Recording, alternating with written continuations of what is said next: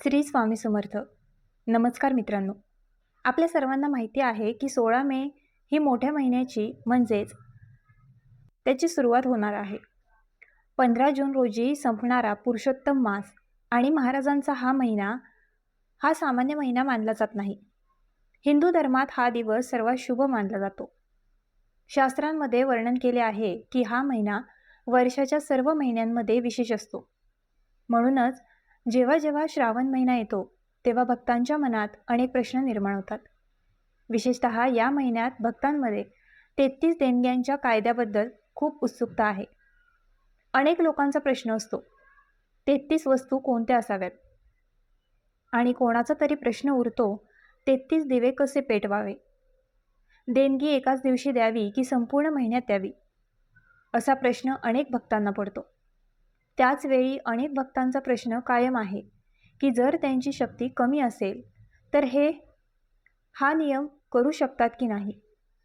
तर या सर्व प्रश्नांची उत्तरे जाणून घेण्यासाठी शेवटपर्यंत व्हिडिओमध्ये राहा.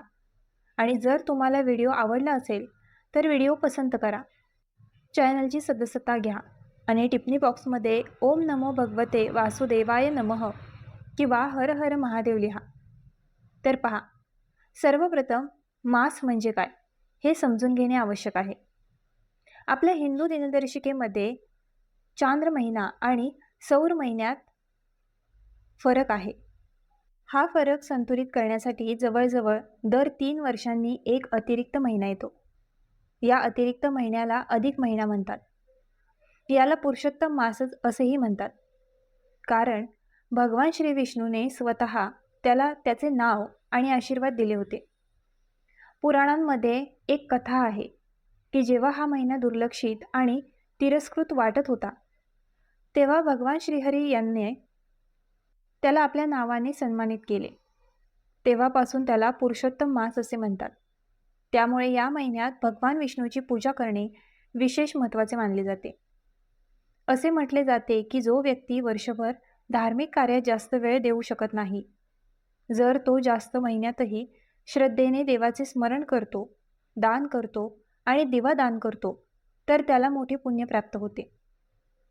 तर महाराज आता त्या 33 देणग्यांकडे येतात, ज्याबद्दल आजकाल खूप चर्चा होत आहे. बरेच लोक फक्त ऐकतात की आणखीन काही महिन्यात 33 वस्तू दान केल्या पाहिजेत, परंतु त्यामागील भावना त्यांना समजत नाही.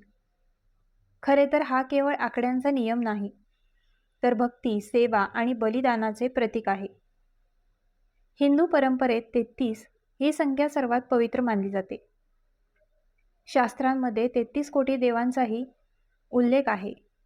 या कारणास्तव अधिक महिन्यात 33 वस्तूंचे दान करणे शुभ मानले जाते. आता प्रश्न पडतो की प्रत्येक व्यक्ती हा नियम करू शकतो का? तर भक्तांचे उत्तर होय असे आहे की हा नियम कोणीही करू शकतो. पुरुष आणि महिला, गृहस्थ, वृद्ध आणि तरुण लोक ज्यांना देवावर विश्वास आहे आणि त्यांच्या क्षमतेनुसार दान करायचे आहे, ते हा नियम स्वीकारू शकतात. इथे सर्वात महत्त्वाची गोष्ट म्हणजे तुमचा विश्वास. ती तुमची भावना आहे. जरी कोणाकडे जास्त पैसे नसले तरी तो त्यांच्या क्षमतेनुसार हा नियम करू शकतो. देव पाहत आहे, दाखवू नका.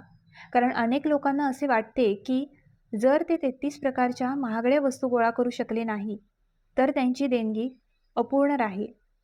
पण तसे नाही. धर्मग्रंथांमध्ये कुठेही असे म्हटले गेलेले नाही की केवळ श्रीमंत व्यक्तीच अधिक मासाचे गुण प्राप्त करू शकते.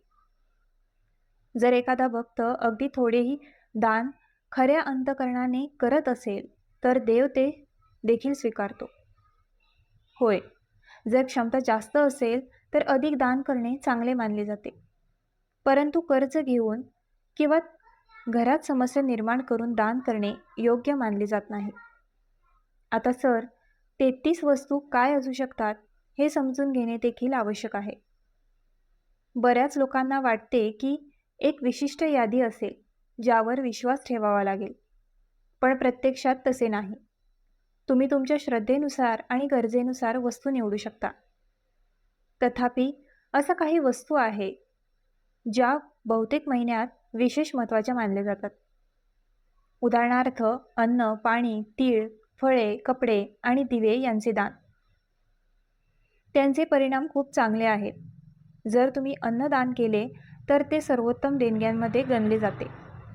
अन्न हा जीवनाचा आधार आहे.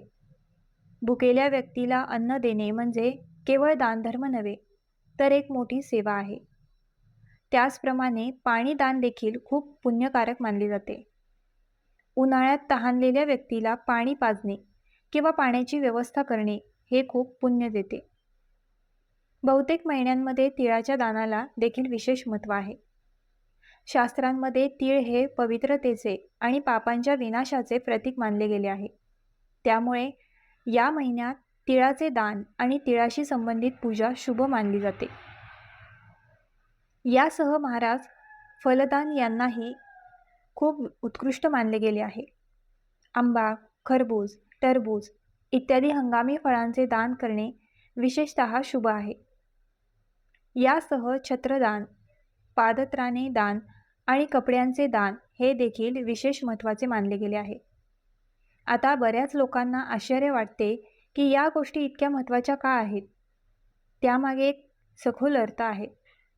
सनातन धर्मात असे मानले जाते की केवळ मनुष्याची कर्मे त्याच्या सोबत जातात.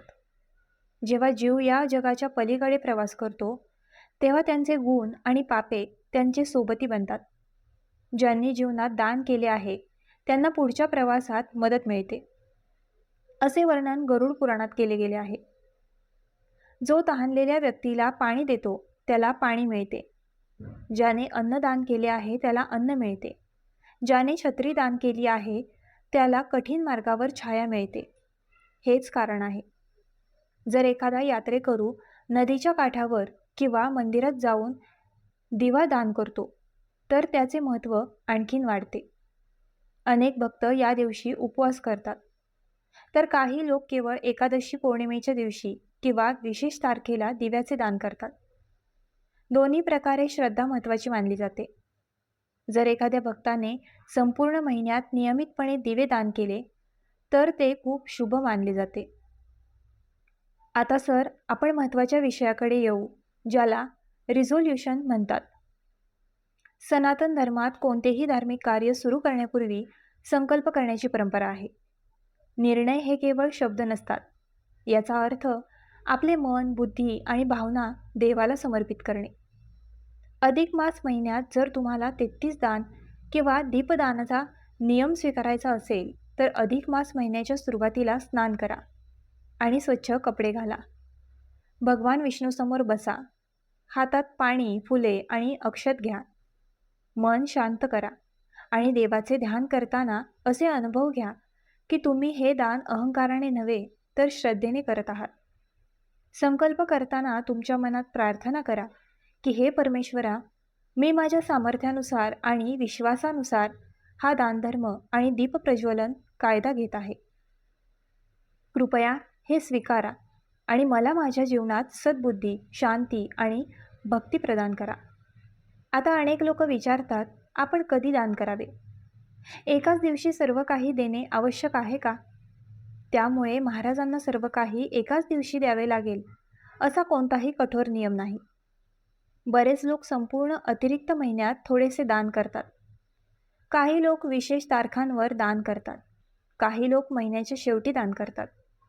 जर एखादी व्यक्ती 33चा मोठा नियम करत असेल तर तो वेळेनुसार हळूहळू दान देखील करू शकतो. आता सर, येथे एक महत्त्वाची गोष्ट समजून घेणे खूप आवश्यक आहे. काही वस्तू अशा मानल्या जातात ज्या टाळल्या पाहिजेत, विशेषतः हिंसा, राग किंवा नकारात्मकतेचे प्रतीक असलेल्या वस्तू. चाकू किंवा कटर यासारख्या धारदार वस्तूंचे दान टाळले पाहिजे. त्याचप्रमाणे अत्यंत काळ्या कपड्यांचे दान देखील अनेक परंपरांमध्ये शुभ मानले जात नाही. दान करताना हे देखील लक्षात ठेवले पाहिजे की वस्तू सात्विक असावी. दारूच्या नशेत किंवा चुकीच्या कामात वापरल्या जाणाऱ्या वस्तूंचे कधीही दान करू नका. धर्माचा उद्देश नैतिकता वाढवणे हा आहे. म्हणून अशी देणगी एखाद्याच्या जीवनात चांगुलपणा आणणारी सर्वोत्तम मानली जात असे. आता सर, सर्वात महत्त्वाचा प्रश्न येतो, देणगी कोणी द्यावी? कारण जर देणगी योग्य व्यक्तीला दिली गेली नाही तर त्याचा परिणाम कमी होतो. धर्मग्रंथांमध्ये असे म्हटले आहे की सद्गुणी आणि धर्मावर विश्वास ठेवणाऱ्या व्यक्तीला दान दिले पाहिजे.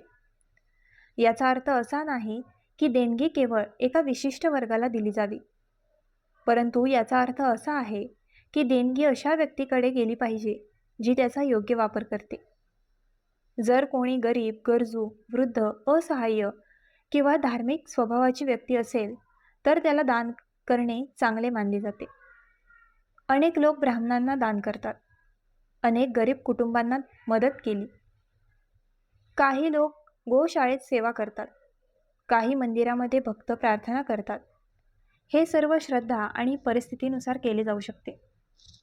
परंतु शास्त्रात असेही म्हटले आहे की जो व्यक्ती मद्यधुंद आहे, इतरांना त्रास देत आहे किंवा चुकीच्या कृतींमध्ये गुंतलेली आहे त्याने दान करणे टाळले पाहिजे. कारण परोपकाराचा उद्देश एखाद्याचे जीवन सुधारणे हा असतो. आपण चुकीच्या प्रवृत्तींना प्रोत्साहन देऊ नये. यासह या महिन्यात राग कमी केला पाहिजे, खोटे बोलणे टाळावे, अपमानास्पद शब्दांचा वापर करू नका, इतरांवर टीका करणे टाळा. कारण जर एखादी व्यक्ती बाहेरून पूजा करते परंतु आतून कटुता ठेवते तर उपासनेचा प्रभाव कमी होतो. त्यामुळे रमजानचा महिना हा आत्मसंयमाचा महिना मानला जातो. या महिन्यात भगवान विष्णूच्या मंत्रांचा जप करणे खूप शुभ मानले जाते. या महिन्यात नमो भगवते वासुदेवाय मंत्राचा जप केल्याने मन शांत होते. अनेक भक्त विष्णूच्या सहस्त्रनामाचे पठण करतात. काही लोक गीताचा अभ्यास करतात. जर एखाद्या व्यक्तीने दररोज थोड्या काळासाठीही देवाचे स्मरण केले तर त्याचे मन हळूहळू शांत होऊ लागते. आता महाराजांच्या शेवटी आपण सनातन परंपरेतील 33 मालपूंच्या देणगीच्या अन्नाच्या महत्त्वाविषयी बोलतो. अन्नाला ब्रह्म म्हणतात, म्हणूनच अन्नाशी संबंधित दान खूप पुण्यकारक मानले जाते. अधिक महिन्यात 33 मालपूंचे दान देखील याच भावनेशी संबंधित असल्याचे मानले जाते. आता अनेक लोक विचारतात, फक्त 33 मालपुवा का? तर हे देखील आपण आधी वर्णन केलेल्या त्याच 33 क्रमांकाशी संबंधित असावे. ही संख्या शुभता आणि देवत्व दर्शवते. पण इथे सर्वात महत्त्वाची गोष्ट म्हणजे संख्या नव्हे तर भावना. जर एखादी व्यक्ती भक्तिभावाने देवाला भोग अर्पण करून गरजूंना अन्न वितरित करत असेल तर ते देखील अत्यंत सद्गुणी मानले जाते. मालपुआचा भोग सामान्यतः तुपात बनवला जातो आणि तो गोडवा आणि समाधानाचे प्रतीक मानला जातो. बरेच लोक बहुतेक महिन्यात भगवान विष्णूला गोड भोग अर्पण करतात. यामागील अर्थ असा आहे की जसे अन्नामध्ये गोडवा असतो तसे भगवंताने भक्तांच्या जीवनात आनंद आणि गोडवा प्रदान केला पाहिजे. जर एखाद्या भक्ताला 33 मालपुयांचे दान करायचे असेल तर त्याने प्रथम भगवानाला भोग अर्पण करावा. त्यानंतर श्रद्धेच्या योग्य व्यक्तीने ब्राह्मणाला, गरजू किंवा भक्ताला दिले पाहिजे. येथेही तोच नियम आहे की देणगी आदराने दिली पाहिजे. अपमान किंवा अहंकाराने कधीही कोणाचाही उदरनिर्वाह करू नये. जेव्हा अन्नदानात प्रेम आणि आदर असतो तेव्हा ते सर्वात पवित्र मानले जाते. तर महाराज, या येणाऱ्या पुरुषोत्तम महिन्यात तुम्ही तुमच्या क्षमतेनुसार दान केलेच पाहिजे.